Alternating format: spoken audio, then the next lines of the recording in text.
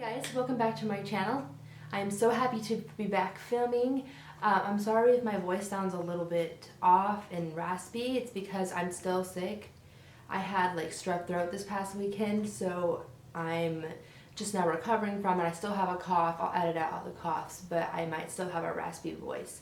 So please forgive me for that. But I just wanted to get this video up today. So today's video is going to be a products I regret buying for 2015. I sat down, I wrote them all down on this little post-it note, and I have most of them with me, and some of them I don't have here to show you because I already returned them or gave them away to someone else to use. Now, disclaimer that everybody puts at the beginning of these videos, these products didn't work for me for one reason or another. I'll explain why I chose to add each one of these things to my list. Just because I mention one of these in my video doesn't mean it's not going to work for you. Actually, I love watching these videos from other people because sometimes it gives me ideas of things to buy to try for myself based off of what didn't work for them.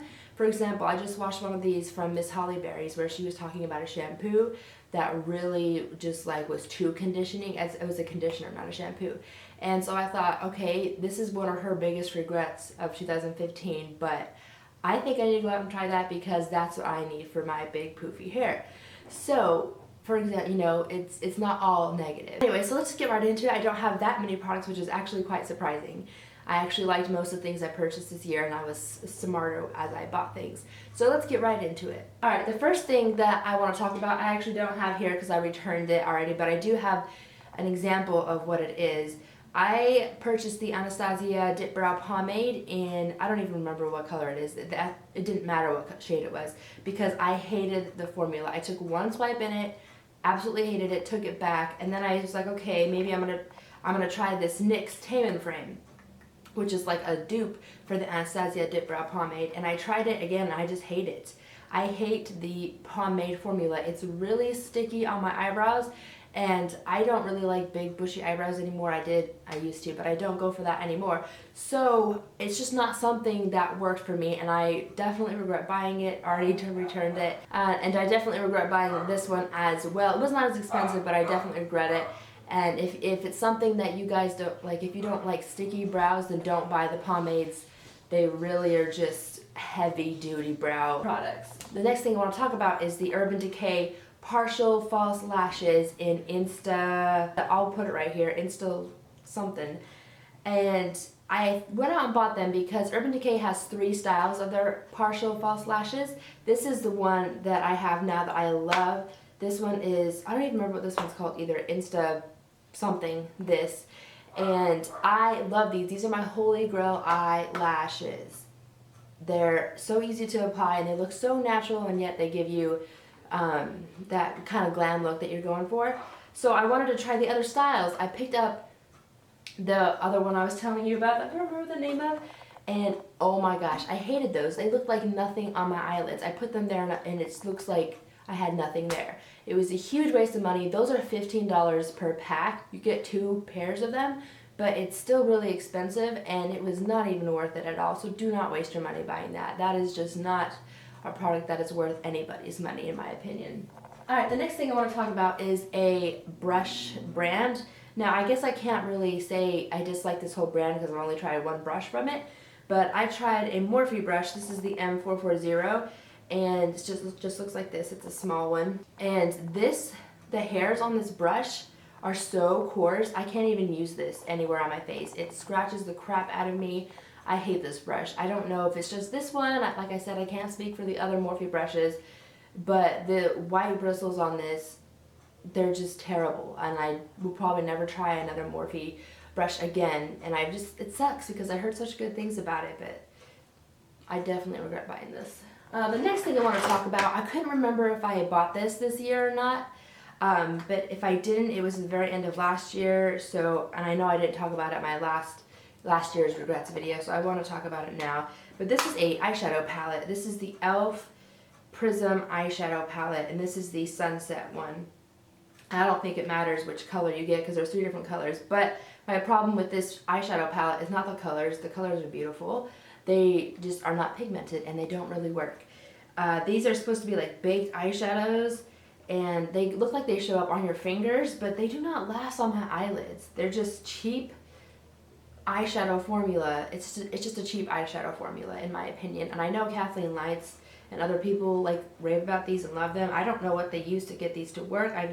Tried so many different things and they just suck compared to other like prism, you know, like foiled shadows that I have. And so I think this is a huge waste of money and I wouldn't purchase it. There are other better foiled shadows out there. The next thing I want to talk about is a powder. This is the Maybelline Dream Wonder powder. Mine is in the shade Ivory, and I got this to be a translucent, or not necessarily a translucent powder, but I just wanted a new powder. And my mom and my sister use this, and they rave about it. They say the formula is really nice, but my issue with this is that it is not really a setting powder. This is like a powder foundation. It's way too dark. I can't use it as a setting powder because it just is way too dark. And this is like one of the lightest shades they have. So my issue with this is that Maybelline doesn't have light enough shades in this powder range. And so that kind of makes me angry and I regret buying it. The next thing I want to talk about is a primer, and this is the NYX Angel Veil Primer. And I was so excited to buy this. I hadn't for a long time because it's expensive. This is expensive. And I heard a lot of people talk about it, that they like it. It comes out white, which I was kind of iffy about, but I wanted to give it a try. And my issue with this is that the fact that it's white, it comes off looking really like powdery and gives me a white cast, kind of like a ghost. And I guess that works for some people if that's what you're going for, if you have that color skin. But it's just, it was too like whitewashing for me. And I didn't really think it worked as a primer, and it was so not worth the price tag. So I definitely regret buying that. The next thing that I bought, that I actually just bought recently, kind of like in the last month or so, but I didn't talk about it on my channel because it's just, I was so disappointed with these. These are new to Ulta. These are the Catrice Liquid Metal eyeshadows. I got two, one in What Do You See and Nougat It Right. And Catrice is new to Ulta, and like everyone was excited when you could buy it online because apparently it's a good European drugstore brand. And I saw these, they have like this cool imprint on them. I don't know if you can see that.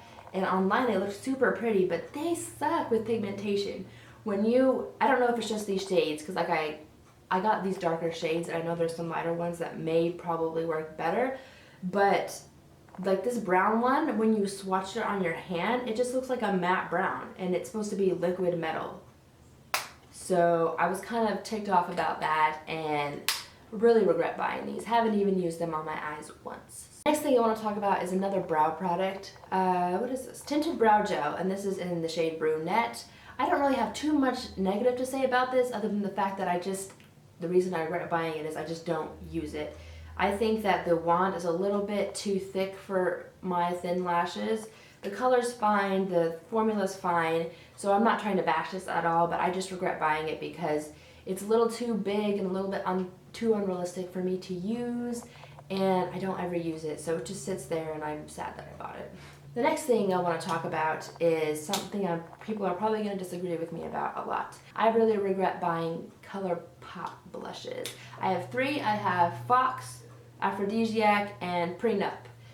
And the packaging is nice. It feels cool on my fingers and everything. But as far as a blush goes, these I don't love them. I think that the formula is pretty crappy. It doesn't really stay on my cheeks. It just gets real splotchy, and I think they're really high maintenance. And that's, if you can get these to work for you with a lot of work, that's nice. But like, I'm not trying to spend 15 hours trying to put a blush on just because it's ColourPop and they're supposedly, they have good things usually. I just don't think they did a good job with these. I think that cream blushes in general are pretty hard to get right. I do have a couple that I really, really like, but these totally missed the mark for me. But I definitely wish I hadn't bought these. Now for lip products, I don't have that many that I regret buying. I just have two things to talk about. The first one is this J-Cat Wonder Lip Paint that I got from Ulta. I saw a bunch of these in the springtime and I was really excited to try one out because they were similar to the old OCC lip tars. Now they come in a different applicator. But anyways, this is just a bright orange one. I don't know why I ever thought I would wear this because clearly this is a crazy color. Haven't really touched it once. It smells like actual paint, which really is off-putting.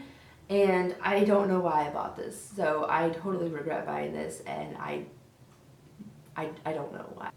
The next thing I want to talk about I don't have with me because I already gave it up. And this is another one that people are going to disagree with me about because it's a ColourPop item.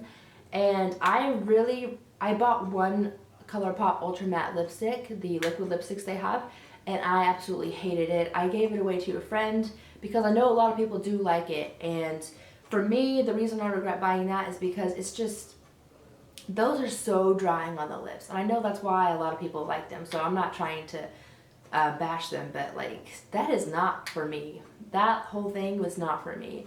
And so it really makes me sad that ColourPop is like, it seems like they've really focused their brand on making those ultra matte lipsticks because they're so popular. And I'm like, no, can you like focus on making more super shock shadows or lippy sticks, because I like those. That's just me being selfish though. And the last thing I want to talk about is actually an eyeshadow. I forgot to talk about this earlier, but this is the NYX Prismatic eyeshadows. They came out with new in the spring this year and everyone was excited for them. I had more than this. I just have one left, but I gave a bunch of them away because I was disappointed with the formula. This one is in Blue Jeans and it looks really pretty on your finger, but the color range in this collection is just kind of crazy and like things that you wouldn't usually wear so much. So I was kind of disappointed with that. I did keep this one. The formula's not bad. It's not the best, but it's not a bad formula. That's why I kept this one. Just on the off chance that I ever want to wear this crazy cerulean blue color. And that is it for the products that I regret buying in 2015. So please comment down below with things that you regret buying, because like I said, I find them very helpful, whether, you know, it helps me know not to buy it or actually to buy it. So leave down in the comments, you know, things like maybe your top 2 most regretted purchases and why. In the next couple weeks, I'll be putting out a top, or like the best of 2015 video where I kind of like pick the best in each category of makeup for me this year. And I'll also be posting a Christmas vlog if that interests you, and a couple other things as well. Please subscribe if you have not subscribed already. Give this video a thumbs up if you thought this was helpful in any way. And I hope you guys have a wonderful Christmas, and I'll see you in my next video. Bye!